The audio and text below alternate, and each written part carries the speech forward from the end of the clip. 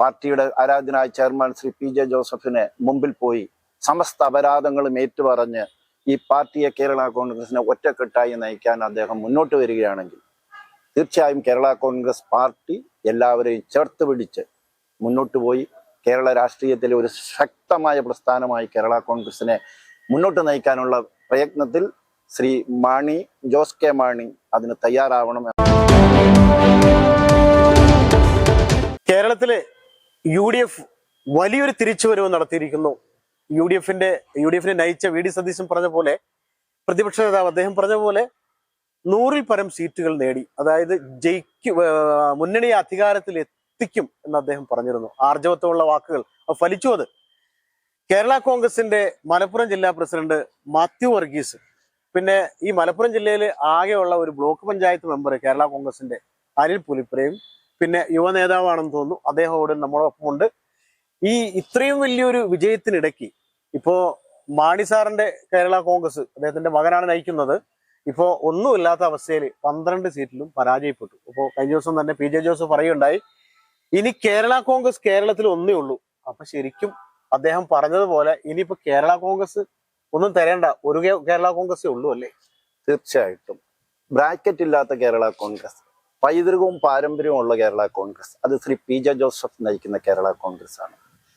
ജനങ്ങൾ കേരള കോൺഗ്രസ് എന്ന മധ്യതിരുവിതാംകൂർ രാഷ്ട്രീയം നിയന്ത്രിക്കുന്ന ശ്രീ പി ജെ ജോസഫ് ചെയർമാനായിട്ടുള്ള ഈ രാഷ്ട്രീയ പ്രസ്ഥാനം 100-ൽ 99% സീറ്റുകളും മത്സരിച്ച് നേടിക്കൊണ്ട് അജയ്യമായ ഒരു വിജയമാണ് ഈ സംസ്ഥാനത്ത് നേടിയിട്ടുള്ളത്. ശ്രീ ജോസ് കെ മാണിയെ സംബന്ധിച്ചിടത്തോളം പക്വതക്കുറവും അതുപോലെ തന്നെ തൻ്റെ ധാർഷ്ട്യ നിലപാടുകളും അവരുടെ അണികളുടെയുള്ള അമിതമായ ആവേശത്തിൽ രാഷ്ട്രീയ പാരമ്പര്യങ്ങളും രാഷ്ട്രീയ പൈതൃകങ്ങളും മറന്നുള്ള പ്രവൃത്തികളുമാണ് അവരെ പടുകുഴിയിലേക്ക് എത്തിച്ചിരിക്കുന്നത്.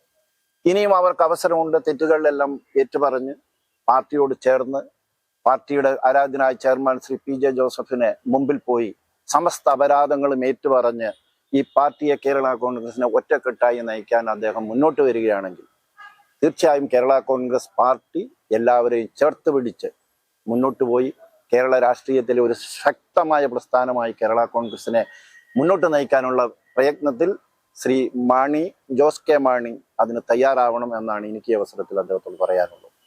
ഈ മറ്റൊരു കാര്യം പറയട്ടെ, ഇപ്പോൾ UDFന്റെ ഒരു വലിയ തിരിച്ചുവരവെന്നല്ല പറയണത്, അതായത് ഒരു കൊടുങ്കാറ്റ് വീശി UDFന്റെ, ആ കൊടുങ്കാറ്റിലെല്ലാം കടപുഴകി വീണു. അപ്പോ വലിയ വലിയ കോട്ടകൾ വരെ ആ കാറ്റിൽ ഇടിഞ്ഞ് തകർന്ന് താഴെ വീണ അവസ്ഥയാണ് ഇപ്പോൾ കണ്ടത്. ഇങ്ങനെ ഒരു വിജയം നിങ്ങൾ പ്രതീക്ഷിച്ചിരുന്നു? തീർച്ചയായിട്ടും ഞങ്ങൾ പ്രതീക്ഷിച്ചിരുന്നു. അതിന് മുന്നോടിയായി ലോക്സഭാ ഇലക്ഷൻ നമ്മൾ കണ്ടതാണ്. 20-ൽ 18 സീറ്റുകൾ കേരളത്തിൽ നേടിയെടുക്കുകയുണ്ടായി.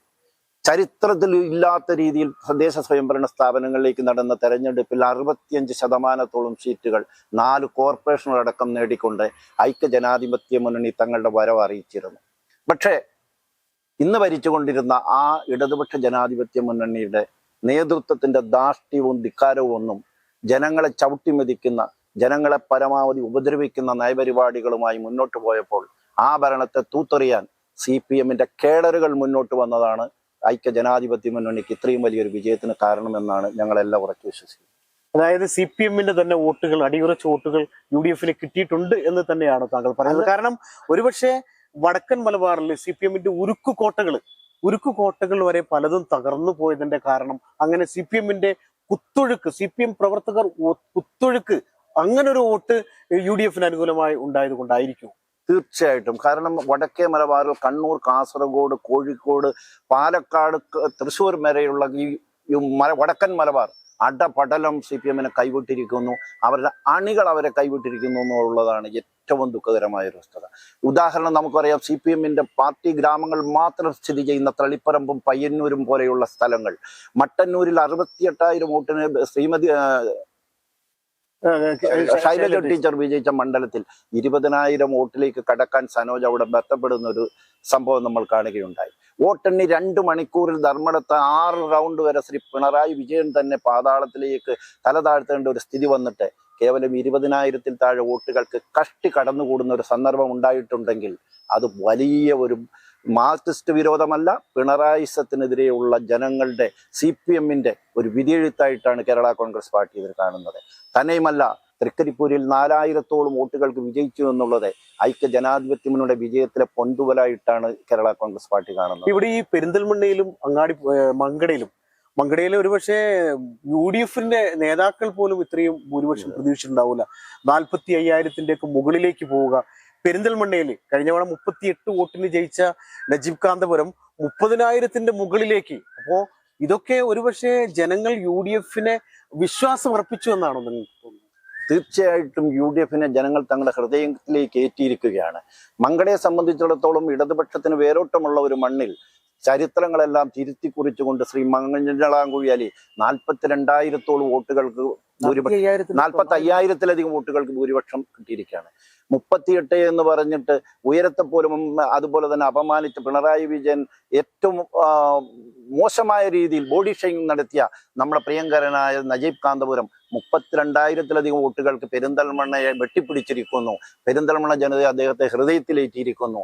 CPM സംബന്ധിച്ചിടത്തോളം അവരെല്ലാം അവരുടെ പാർട്ടി കേഡറുകൾ UDF കൂട്ടമായി വോട്ട് ചെയ്യുന്ന ഒരു കാഴ്ചയാണ് ഇന്നലെ കേരളത്തിൽ കണ്ടത്. ഏതായാലും കേരള കോൺഗ്രസിന്റെ കാര്യത്തിലേക്ക് തന്നെ വരാം. അപ്പൊ ഇനിയിപ്പോ മാണിസാറിന്റെ മകൻ നയിക്കുന്ന പാർട്ടി ജോസ് കെ മാണിയുടെ പാർട്ടിയെ ഏതായാലും ജോസഫ് സാറിനെ വന്ന് കണ്ടാൽ, PJ ജോസഫിനെ വന്ന് കണ്ട് സമസ്താപരാധങ്ങളും പൊറുക്കണം, അങ്ങനെയാണെങ്കിൽ ഇങ്ങനെ ചേർന്ന് പ്രവർത്തിച്ച ഒരുപക്ഷെ മധ്യ തിരുവിതാംകൂറിൽ മാത്രമല്ല കേരളത്തിൽ ഒട്ടാകെ കേരള കോൺഗ്രസിന് ഒരു നിലയും വിലയും ജനസ്വാധീനവും ഒക്കെ ഉള്ള ഒരു സംഭവമാണ്. പല കഷ്ണങ്ങളും ഓരോരുത്തർക്കും ഓരോ പാർട്ടി എന്ന നിലയ്ക്ക് പോയപ്പോഴാണ് കേരള കോൺഗ്രസ് അവിടെ ഇവിടെയൊക്കെ ആയിട്ട് ഒതുങ്ങിപ്പോയത്. എങ്കിലും മധ്യ തിരുവിതാംകൂറിൽ ഇപ്പോഴും വലിയൊരു ശക്തി തന്നെയാണ്.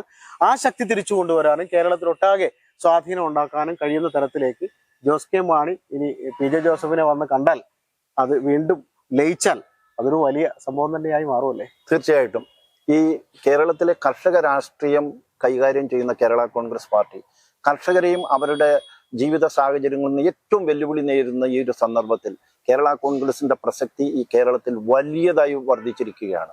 ഈ സന്ദർഭത്തിൽ ജനങ്ങളെ സംബന്ധിച്ചിടത്തോളം കർഷക രാഷ്ട്രീയം ഉയർത്തിപ്പിടിക്കുന്ന ശ്രീ PJ ജോസഫിന്റെ നേതൃത്വത്തിലുള്ള കേരള കോൺഗ്രസിലേക്ക് ഇനി ജോസ് കെ മാണി എന്ന് തന്നെയല്ല, കേരള കോൺഗ്രസിന്റെ ജനാധിപത്യ വിഭാഗത്തിന്റെ ഗ്രൂപ്പുണ്ട്, അവർ വിസ്മൃതിയിലേക്ക് പോയി. കേരള കോൺഗ്രസ് എസ് എന്നൊരു വിഭാഗമുണ്ട്, അവർ വിസ്മൃതിയിലേക്ക് പോയി. മറ്റ് കേരള കോൺഗ്രസുകളെല്ലാം ഇപ്പോൾ ഈ തുടച്ചു നീക്കപ്പെട്ട അവരുടെ പ്രവർത്തകരെ, നേതാക്കളെ എല്ലാം തന്നെ കേരള കോൺഗ്രസിലേക്ക് വന്നാൽ അവരെല്ലാം ചേർത്ത് പിടിക്കുന്ന ഒരു വിശാല ഹൃദയത്തിന് ഉടമയാണ് ഞങ്ങളുടെ party chairman Shri PJ Joseph sir.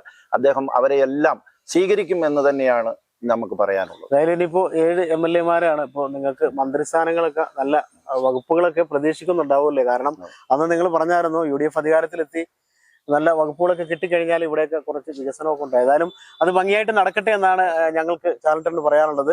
അത് കേരള കോൺഗ്രസിന്റെ കാര്യത്തിലാണ്. അദ്ദേഹം ജില്ലാ പ്രസിഡന്റാണ്. ഇനിയിപ്പോ കേരള കോൺഗ്രസ് ഒന്നേ ഉള്ളൂ എന്ന് തന്നെ പറയേണ്ടി വരും. വേറെ ആർക്കും ഒരു സ്വാധീനം ഇല്ലാത്ത അവസ്ഥയായി. അപ്പോൾ PJ ജോസഫിന്റെ അടുത്ത് വന്ന് സമസ്താപരാധങ്ങളും പൊതുക്കണമെന്ന് ജോസ് കെ മാണി പറഞ്ഞാൽ അദ്ദേഹത്തെ സ്വീകരിക്കുമെന്നാണ് ഇപ്പോൾ കേരള കോൺഗ്രസിന്റെ ജില്ലാ പ്രസിഡന്റ് പറയുന്നത്. ഏതായാലും കേരള കോൺഗ്രസ് ഒരു നല്ല ശക്തി തന്നെയായിരുന്നു. UDF-ലേക്ക് കൊണ്ടുവരാൻ UDF-ന്റെ പല നേതാക്കളും ശ്രമിച്ചു, ജോസ് കെ മാണിയെയും കൂട്ടരെയും, പക്ഷെ നടന്നില്ല. ഇനിയിപ്പോ എല്ലാം നടക്കണമെങ്കിൽ ഇങ്ങനെയൊക്കെ സംഭവിക്കേണ്ടി വരുമെന്നാണ് അദ്ദേഹം പറയുന്നത്. ഏതായാലും എല്ലാം നല്ല രീതിയിൽ കലാശിക്കട്ടെ, ഭംഗിയായിട്ട് ഭരിക്കുന്നവർ കൊണ്ടുപോകട്ടെ, നമ്മുടെ നാടിന്റെ കാര്യങ്ങൾ എല്ലാവരും മനസ്സിലാക്കി പ്രവർത്തിക്കട്ടെ എന്നാണ് ചാനൽ 10-ന് പറയാനുള്ളത്. ക്യാമറാമാൻ ഷാഹിദ് കക്കൂത്തിനൊപ്പം ജബ്ബാർ വേണാട്, ചാനൽ 10, പെരിന്തൽമണ്ണ.